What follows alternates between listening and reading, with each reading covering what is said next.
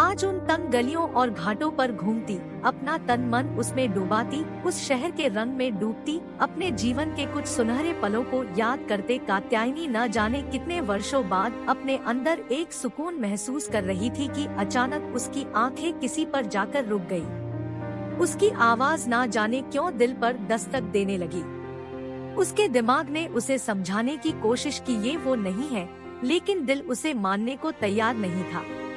वो बार बार कात्यायनी को उस तरफ चलने को मजबूर कर रहा था, लेकिन उसका मस्तिष्क उसे रोक रहा था।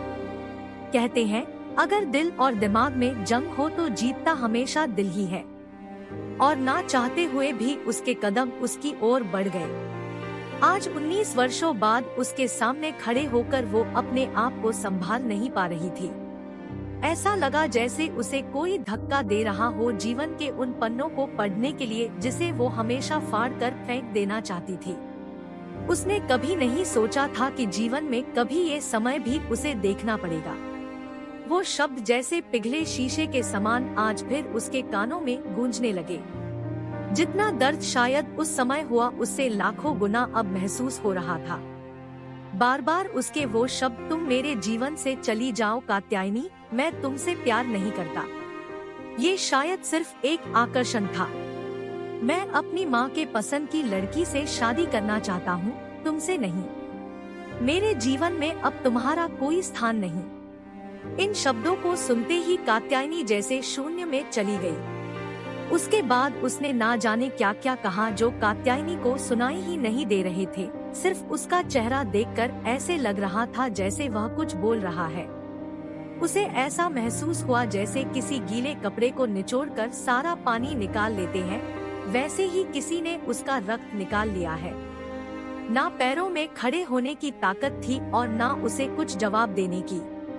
उसके जाते जाते कात्यायनी ने उससे सिर्फ इतना कह पाई कि मुझे छोड़कर मत जाओ।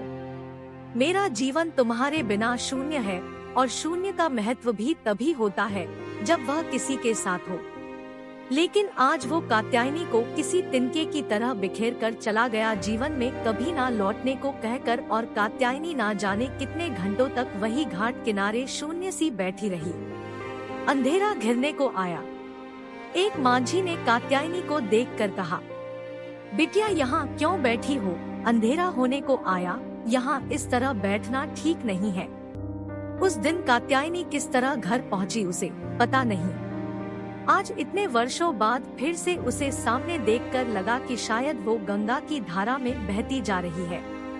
कात्यायनी की हिम्मत नहीं हुई कुछ बोलने की, और वो अपने आप को एक लाश की तरह ढोती हुई सामने एक सकरी सी गली की तरफ बढ़ गई। गली में दोनों तरफ दुकानें सजी थी, लोगों की भीड़ भाड़ थी और फूलों अगरबत्तियों की महक पूरे वातावरण में फैली थी। वह जितना आगे बढ़ती उस गली में, उतना ही यादों के भंवर में फंसती जाती। उन यादों का भार इतना ज्यादा लग रहा था कि कात्यायनी के कदम ही नहीं उठ रहे थे। उसे ऐसा लगा जैसे कोई उसका गला घोट रहा हो। वो सांस नहीं ले पा रही थी। लगा जैसे आंखों के सामने अंधेरा सा छा गया और सिर घूमने लगा। कात्यायनी वही एक दुकान के चबूतरे पर किसी तरह से बैठ गई। उसका चेहरा पसीने से भीगा हुआ था। आंखें लाल हो गई जैसे शरीर का सारा रक्त प्रवाह आंखों में हो रहा है। हाथ पैर ठंडा पड़ गया था। इतने भीड़ भाड़ वाली जगह पर भी जैसे लग रहा था कि कोई है ही नहीं, बस एक भयावह सन्नाटा है चारों तरफ। बिटिया क्या हुआ? ठीक हो? इतने सुहावने मौसम में इतना पसीना और तुम्हारी आंखें भी बहुत लाल है। क्या हुआ बिटिया? तबीयत ठीक नहीं? कुछ परेशानी है? मुझे बताओ। कात्यायनी ने देखा एक बूढ़ा सा व्यक्ति उसके बगल में खड़ा है और उसके सिर पर हाथ फेर रहा है, और उसके चेहरे पर एक अद्भुत चमक है। उम्र लगभग 80 के ऊपर ही लगती है। कपड़े इतने साफ की लगता है अभी धुल कर पहने हो। उसके सिर पर हाथ फेरने से कात्यायनी बच्चों सी बिलक पड़ी।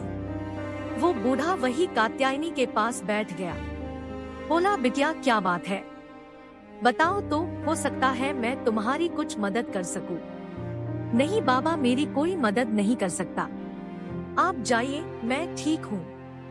बिटिया, बाबा भी कहती हो और बोलती हो आप जाइए। अपने बिटिया को ऐसी हालत में कैसे छोड़ कर जा सकता हूँ? एक बार मुझे बताओ तो क्या बात है, तुम्हें देख कर लगता है बहुत तकलीफ में हो। उस बूढ़े व्यक्ति के बार बार पूछने पर कात्यायनी ने सारी बातें उसे बता दी। बूढ़ा व्यक्ति बड़े धैर्य के साथ सुनता रहा और मुस्कुरा कर बोला, बिटिया, तुम्हारी परेशानी का हल तो तुम्हारे पास ही है। कात्यायनी ने उस बूढ़े व्यक्ति की तरफ देखा तो उसने कहा, बिटिया, सबसे पहले उसे माफ कर दो और अपने आप को उस दर्द से मुक्त कर दो जो सालों से तुम्हारे अंदर है। और रहे तुम्हारे सवालों के जवाब, तो इस तरह से नहीं मिलेंगे। जवाब भी वही देगा जिसने सवाल बनाए। बिटिया, प्रेम को तो किसी की जरूरत नहीं, ना किसी बंधन की, ना किसी रिश्तों की, ना किसी शब्द की। प्रेम तो बस देना जानता है, लेना नहीं। अगर प्रेम में लेन देन हो तो वह प्रेम नहीं, व्यापार होता है। बाबा, माफ तो मैंने उसे कब का कर दिया। दोष कभी उसे नहीं, सदा अपने आप को दिया। हमेशा यही सोचती रही शायद कमी मुझ में ही थी, इसलिए मुझे अपनाया नहीं, मेरे सारे अधिकार भी किसी और को दिए। बाबा, तो क्या नाराज होने का अधिकार भी मेरा नहीं रहा? जो दर्द मैं सह रही हूँ, क्या उससे मुक्त होने का अधिकार भी नहीं है? क्यों नहीं है बिटिया? तो उसके लिए इस तरह से भागो मत, जाओ और सामने खड़े होकर सवाल पूछो। बाबा, लेकिन अगर वो मुझे नहीं पहचाने तो? इसी बात से डर लग रहा है। बिटिया, अगर उसने नहीं पहचाना तो समझ लेना कि प्रेम उसके दिल में कभी था ही नहीं तुम्हारे प्रति। वो सिर्फ आकर्षण था जो समय के साथ खत्म हो गया, क्योंकि प्रेम कभी खत्म नहीं होता। और अगर प्रेम है तो उसने भी उतना ही दर्द सहा होगा। हो सकता है वो फैसला उसकी मजबूरी थी। प्यार तो प्यार ही होता है बिटिया, फिर उसके लिए साथ में रहे या नहीं, इससे कोई फर्क नहीं। इसे समझना आसान नहीं है बिटिया। प्रेम तो मीरा ने भी किया था कृष्ण से, तो क्या वह यथार्थ में उनके साथ जीती थी? नहीं ना। वो तो बस महसूस करने की जरूरत है बिटिया। अंधेरा घिरने को आया है बिटिया, जाओ और अपने सवालों के जवाब तलाश कर लो। मैं भी चलता हूँ। कात्यायनी को अब एहसास हुआ कि ना जाने कितने देर से वो यहाँ है।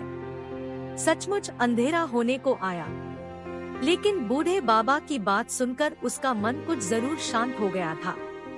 तभी उसने देखा वो बूढ़ा व्यक्ति चला गया था और गली में भीड़ भाड़ तो कम नहीं हुई, लेकिन बल्ब की जगमगाहट से अद्भुत छटा बिखरी थी, जैसे किसी नई नवेली दुल्हन के गले में हीरे का हार चमक रहा हो। कात्यायनी भी देर न करते हुए घाट की तरफ चल पड़ी अपने सवालों के जवाब की तलाश में। आज 20 वर्षों के बाद ही सही शायद कात्यायनी को उसके क्रोध और तकलीफ से मुक्ति मिल सके। दोस्तों, ऐसी कहानी सुनने के लिए हमारे चैनल को लाइक करें, शेयर करें, सब्सक्राइब करें। Thank you so much.